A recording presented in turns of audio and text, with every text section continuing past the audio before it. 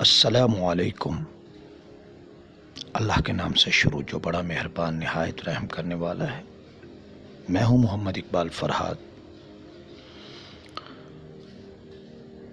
میں ریڈنگ کر رہا تھا، منٹو کو پڑھ رہا تھا، تو میرے دل میں خیال آیا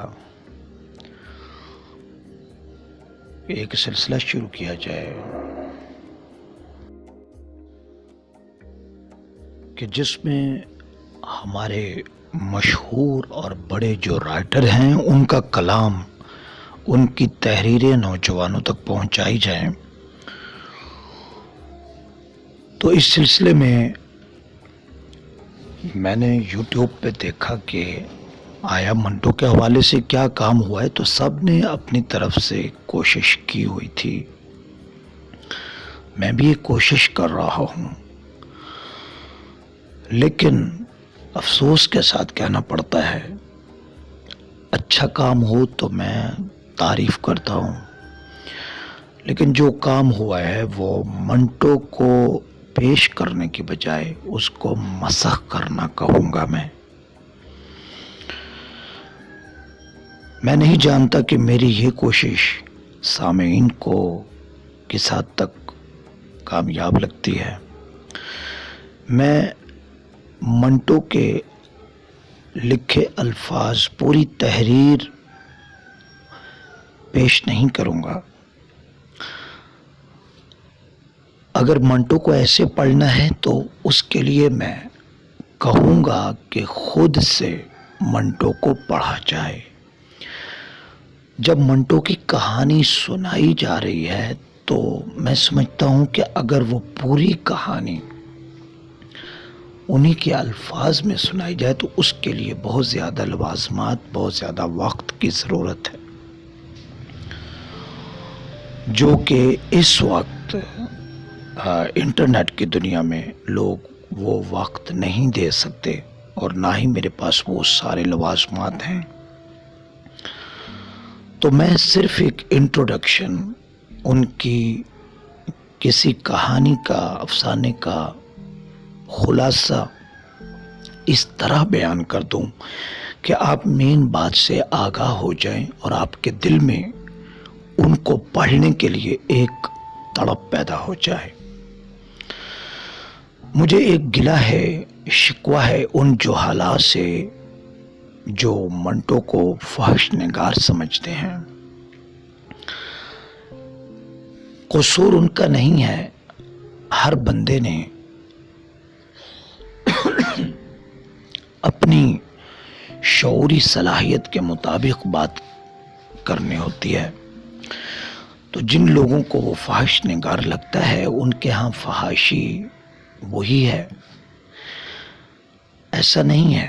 اور زیادہ افسوس تب ہوا جب یوٹیوب پہ منٹو کے کچھ افسانوں پہ بیہودہ تصاویر لگا کر یہ تاثر دینے کی کوشش کی جا رہی ہے کہ وہ واقعی کوئی لسٹ کا مارا ہوا انسان تھا۔ ایسا ہرگز نہیں ہے۔ میں ان کا جو آج افسانے کا خلاصہ پیش کروں گا، کالی شلوار، شاید یہ جملہ پہلے کسی نے نہ کہا ہو، میں یہ کہہ رہا ہوں، عرض کر رہا ہوں کہ کالی شلوار کربلا والوں کی محبت کی طرف جو ہے وہ اشارہ کرتا ہے۔ باقی باتیں بھی اس کے اندر موجود ہیں، لیکن جو مین ٹائٹل ہے کالی شلوار، تو جو لوگ اس کے اندر لسٹ یا ایک سستی جنسی لذت کو تلاش کر رہے ہیں وہ یہ افسانہ نہ سنیں، اس میں ایسی کوئی بات نہیں ہے۔ تو چلو آتے ہیں منٹو کے افسانے کالی شلوار کی طرف۔ کالی شلوار، اس کے مین کردار ہیں خدا بخش، سلطانہ، انوری، شنکر، ہیرا بائی، مختار۔ میں اس کو جس طرح لکھا ہوا ہے اس طرح پیش نہیں کروں گا، بالکل اس کو سیدھے انداز کے ساتھ، تاکہ آپ افسانے کی روح کو پا سکیں۔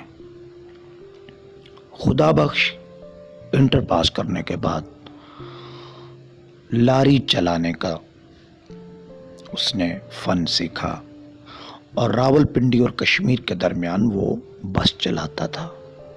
اس دوران کشمیر میں اس کو ایک خاتون پسند آئی جس کو بھگا کے وہ لاہور لے کر آیا۔ یہاں پر حالات کے خراب ہونے کی وجہ سے اس کو کوٹھے پہ بٹھا دیا۔ کچھ عرصے بعد وہ خاتون کسی اور کے ساتھ بھاگ گئی۔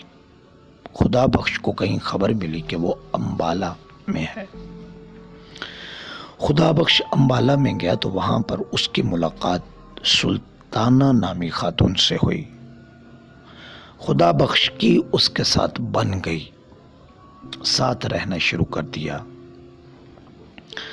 خدا بخش خالی ہاتھ بیٹھنے والا انسان نہیں تھا۔ اس نے فوٹوگرافی کا کام سیکھا اور امبالہ چھاونی میں کام شروع کیا اور اچھی آمدنی ہونے لگی۔ یہ کیمرے کے لیے پیسے اس نے سلطانہ سے لیے۔ سلطانہ کا کام خدا بخش کے آنے کے بعد چمک اٹھا تھا۔ سلطانہ کو یہ لگتا تھا کہ یہ بندہ بابرکت ہے، یہ اس کی ضعیف الاعتقادی تھی۔ لیکن سلطانہ کے گاہک بڑھ گئے، آمدنی اچھی ہو رہی تھی، 20-30 روپے وہ کر لیا کرتی تھی۔ اس نے 5 تولے کے اپنے ہاتھ کی کنگنیاں بنوائیں اور ساڑیاں بنوائیں اور بھی سامان خریدا۔ نہ جانے خدا بخش کے دل میں کیا خیال آیا، اس نے سلطانہ کو کہا کہ ہم امبالہ کو چھوڑ کے دلی چلتے ہیں۔ اس کو سلطانہ کو یہ مشورہ کچھ برا نہیں لگا۔ ایک تو اس کی خوش اعتقادی تھی، دوسرا خواجہ نظام الدین اولیاء کا مزار بھی دلی میں تھا اور دلی کے بارے میں اس نے کچھ تعریفیں بھی سن رکھی تھی۔ چنانچہ جو کچھ سامان تھا اونے پونے بیچا اور وہ دلی کا رخ کر گئے۔ دلی میں جس جگہ انہوں نے رہائش اختیار کی، میونسپل کمیٹی نے ایک ہی قطار میں وہ سارے فلیٹ بنوائے تھے تاکہ قصبیاں شہر کے دیگر مقامات پہ اپنے اڈے نہ بنا لیں۔ شروع میں تو اس کو اپنا گھر تلاش کرنے میں بھی دقت پیش آتی، پھر اس نے نیچے دکانیں اور دیگر نشانیاں ذہن میں رکھی۔ وہاں پر اس کی جو سہیلیاں بنی، انوری، ہیرا بائی اور مختار، وہاں رہنا شروع کیا۔ لیکن دلی ان کے موافق نہیں آیا، دلی میں فاقے ملے ان کو۔ آخر کار اس نے، سلطانہ نے خدا بخش سے کہا کہ کوئی کام کیجئے۔ جو خدا بخش نے کہا جو کام مجھے آتا ہے اس کے لیے بھی تو رقم کی ضرورت ہے۔ یہاں 2 مہینوں کے اندر بہت کم گاہک ان کے کوٹھے پہ آئے تھے، ان کے فلیٹ پہ، اور ٹوٹل آمدنی کوئی 18 روپے کے قریب ہوئی تھی۔ ہر گاہک نے صرف 3 روپے دینے پہ ہی جو ہے اکتفا کیا۔ یہ رقم بہت کم تھی، اس فلیٹ کا کرایہ بھی دینا تھا جو کہ ماہانہ 20 روپے بنتا تھا، دیگر ضروریات تھیں، کھانا پینا، ادویات، بیماری، سب کچھ ساتھ چلتا ہے۔ کچھ بھی تو پورا نہیں پڑ رہا تھا، دعائیں بھی مانگتے تھے۔ اس دوران حالات اتنے دیگر کو ہوئے کہ خدا بخش سارا دن غائب رہتا اور وہ اکیلی کوٹھے پہ یعنی فلیٹ پہ پڑی رہتی۔ کبھی وہ چھالیاں کاٹتی، کبھی اپنے پرانے کپڑے نکال کے سلائی کرتی، ان کو جوڑ ٹانگ کے لگاتی۔ جو اس نے کنگنیاں بنوائی تھی وہ ضرورت کے تحت بکتی رہیں، ایک آدھ رہ گئی تو وہ کبھی تنگ آ کے اپنے فلیٹ سے باہر نکل کے بالکونی پہ کھڑی ہو کے سامنے ریلوے اسٹیشن میں تکتی رہتی۔ وہاں پر انجن آتے جاتے، دھواں نکلتا، وہ اس سارے منظر کو گھنٹوں دیکھتی اور اس کو وہ انجن سیٹھ لگتے اور ان کے ساتھ جو ڈبے یا بوگیاں وہ اپنے جیسی عورتیں تصور کرتی. کبھی کسی ڈبے کو انجن نے چھوڑا تو وہ سامنے والے منظر کو زندگی کے حالات پہ محمول کرنے لگے، اور اس طرح وقت گزرتا رہا اور بھوک اور افلاس کے سائے ان پہ منڈلاتے رہے.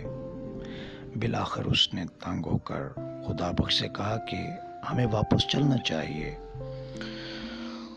اس نے آخری کنگنی جو اس کے ہاتھ میں تھی وہ اتار کے دی تو خدا بخش نے پکڑتے ہوئے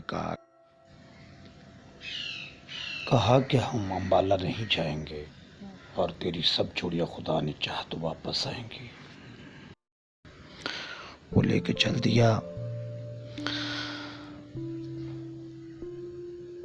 ایک دن کیا ہوتا ہے کہ وہ بالکنی پہ کھڑی ہے تو سامنے ایک شخص کھڑا فلیٹ کی طرف دیکھ رہا ہے.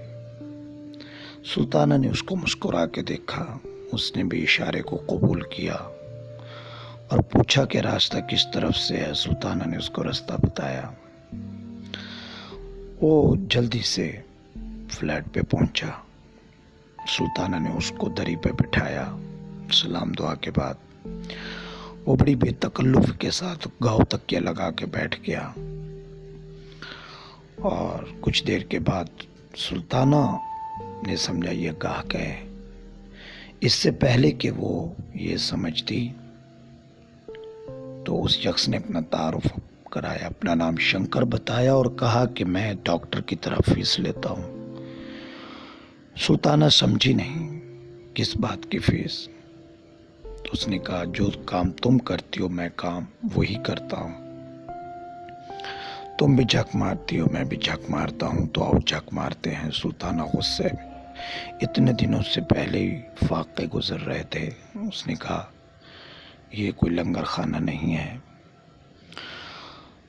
الغرض اس شخص نے کہا کہ میں کام کا بندہ ہوں، میرا گزر یہاں سے ہوتا ہے، تم جب بھی بلاؤ گی میں آ جاؤں گا. خیر اس کے ساتھ مدت بعد اس نے خیالات کا تبادلہ کیا. کوئی دل کا بوجھ ہلکا کرنے کے لیے بھی تو نہیں تھا. خدا بخش تو ایک الگ ہی دنیا بسا چکا تھا. یہ بات شنکر نے بتائی تھی اس کو کہ یہ جو تمہارے ساتھ مرد رہتا ہے یہ نکھٹو ہے، بے وقوف ہے. یہ ایک ایسے شخص کے پاس مراد مانگنے جاتا ہے جس کے اپنے حالات اچھے نہیں ہیں. یہ ایک پیر کے پاس جاتا ہے. ملاقات میں شنکر نے اپنائیت سی چھوڑ دی تھی اور وہ وہاں سے چل دیا تھا. خدا بخش واپس آیا تو سارا ماجرا پوچھا. اس نے بتایا کہ میں ان کی اس بزرگ کی خدمت کرنے جاتا ہوں اور ابھی تک ان کی نظر کرم نہیں ہوئی تو انشاءاللہ بہت جلد ہمارے دن پھر جائیں گے. خیر یہ ساری بات سننے کے بعد وہ کھانا لایا. اس کے بعد آرام کیا. اگلے دن وہ پھر اپنی روٹین پہ بزرگ کی خدمت کرنے چل دیا. دن گزرتے گئے. محرم الحرام قریب تھا. اس کے اڑوس پڑوس کی دوستوں نے بتایا تھا کہ وہ کیا پہن رہی ہیں، کون سا پاجامہ پہن رہی ہیں، کون سا کپڑا خریدا ہے. اس کے دل میں بھی امنگ اٹھتی کہ محرم الحرام میں میرے پاس پہننے کو کچھ نہیں ہے. دوپٹہ اور قمیص تھی جسے سیاہ رنگ کروایا جا سکتا تھا. قمیص شلوار کی تھی. اس نے خدا بخش سے کہا. خدا بخش نے کہا میں کہاں سے لاؤں. دعا کی اس نے کہ اللہ کرے کہ 2-4 بندے آ جائیں، کام بن جائے. وقت گزرتا گیا. ایک دن اسی طرح وہ اپنے فلیٹ سے اپنے کوٹھے سے نیچے اتری. اپنی قمیص اور دوپٹہ رنگنے کے لیے دیا، واپس آئی۔ کوئی ڈھلتی دوپہر کے بعد شام سے پہلے وہ بالکنی پہ کھڑی ہوئی تو پھر اسی شنکر پہ نظر پڑی، اس کو اشارہ کیا، بلا ارادہ ہی اشارہ کیا، اور وہ اس طرح آیا جیسے بہت ہی دیر سے جان پہچان ہے اور اس کا اپنا ہی گھر ہے۔ وہ آ کے گاؤں تک کے لگا کے اس طرح بیٹھ گیا اور کھلی گپ شپ کرتا، اور اس طرح بیٹھے گپ شپ لگاتے رہے۔ آخرکار اس نے کہا کہ میری شرائط منظور ہیں۔ تو سلطانہ نے کہا کون سی شرائط؟ تو نے مجھ سے کوئی نکاح کرنا ہے؟ اس نے کہا نکاح شادی ہمارے لیے نہیں بنے۔ تو سلطانہ نے کہا مجھ سے تمہیں کیا چاہیے؟ شنکر نے کہا جو دوسروں کو چاہیے ہوتا مجھے بھی تم سے وہی چاہیے۔ وہ اٹھ کھڑے ہوئے، اندر گئے، دونوں نے خوب جھک ماری، باہر ہنستے ہوئے آئے، گپ شپ لگائی۔ شنکر جب جانے لگا تو سلطانہ نے کہا شنکر یہ نہ سمجھنا کہ میں کوئی قیمت مانگ رہی ہوں، محرم الحرام قریب ہے اور میرے پاس کپڑے سیاہ رنگ کے کپڑے پورے نہیں ہیں، قمیض اور دوپٹہ تو ہے وہ رنگنے کے لیے میں نے دے دیا ہوا ہے، شلوار نہیں ہے۔ شنکر نے کہا تم کیا چاہتی ہو کہ میں تمہیں کچھ پیسے دے دوں؟ سلطانہ نے کہا ہرگز نہیں، میں چاہتی ہوں کہ آپ مجھے شلوار خرید دیں۔ شنکر نے اس کی آنکھوں میں دیکھا، اس کے کانوں کی طرف دیکھا، اور جو کچھ اس کے کانوں میں اس کو نظر آیا، شنکر نے کہا یہ مجھے دے دو۔ وہ ایک دم رکی اور اس کو بتانے لگی تو یہ تو چاندی کے ہیں، سادے سے بندے ہیں۔ تو اس نے کہا میں نے قیمت نہیں پوچھی، میں نے کہا مجھے دے دو۔ اس نے اتار کے دے دیے۔ اس نے وعدہ کیا تھا کہ میں پہلی محرم تک تمہیں شلوار پہنچا دوں گا۔ سلطانہ کو یقین نہیں تھا کہ شنکر اپنا وعدہ پورا کرے گا۔ وہ افسوس بھی کر رہی تھی کہ اس کے کان بھی ننگے کر گیا تھا وہ، اور وہ بالکنی پہ باہر دور چمکتی ریلوے اسٹیشن کی چمکتی پٹڑیاں دیکھتی تو اس کو اپنے ہاتھ پٹڑیوں کو دیکھ کے اپنے ہاتھ کے اپنے بازو کو، خالی ہاتھ کو دیکھتی افسردہ ہوتی۔ لیکن شنکر اپنے وعدے کا پورا نکلا، وہ پہلی محرم کو دستک دی۔ نیند کی حالت میں تھا، جیسے ابھی وہ سو کے اٹھا اور ابھی ادھر ہی آیا ہو۔ ایک خوبصورت بہترین کپڑے کی شلوار بنی، اخبار میں لپٹی، اس نے اس کو دی اور وہ چل دیا۔ اس کے پڑوسن آئیں انوری غالباً، اس نے کہا یہ شلوار کہاں سے لی ہے؟ اس نے کہا آج ہی درزی دے کر دیا ہے۔ سلطانہ نے انوری کے کان کی طرف دیکھا تو کوئی جانی پہچانی چیز نظر آئی۔ کہا یہ کہاں سے لی؟ اس نے کہا آج ہی خریدتے ہیں۔ تھوڑی دیر کے لیے وہ خاموش رہی۔ اسی کے ساتھ خدا حافظ۔